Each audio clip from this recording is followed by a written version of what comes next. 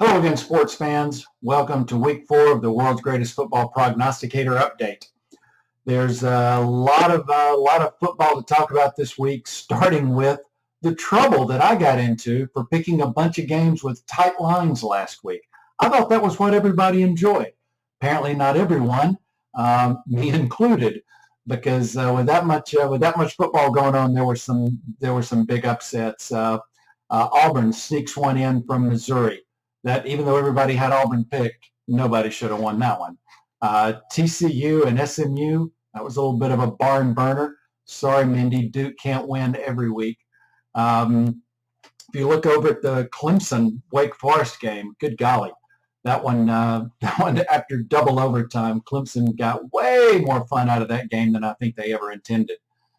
Tennessee has really shown up that they want to play this season. If you didn't watch that Tennessee-Florida game, you missed a fabulous SEC matchup.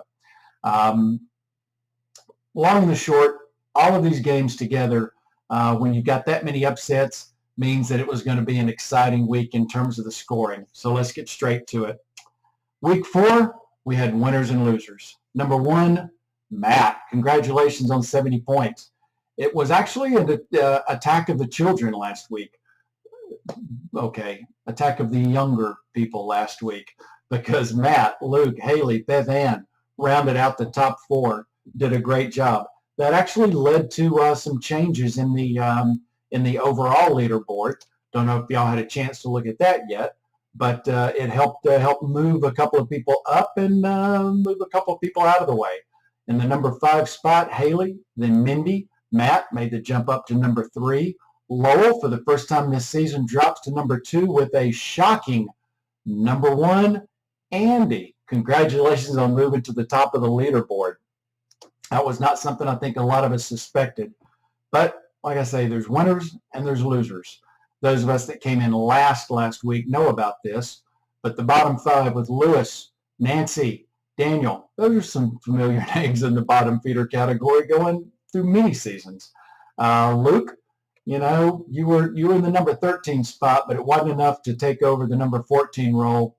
That's going to be Rick right now. So Rick, time to make your move. Luke made his. He moved up 1 spot. If we look at the week ahead, I think there's some other really fun games going on that everybody's going to enjoy. Not all of them were quite as tight as last week, but there's going to be some real skinny ones. Auburn LSU is going to be a great game, not necessarily for the play on the field, but for the play in the back room as we look at what's probably Auburn's coach's last game of this season.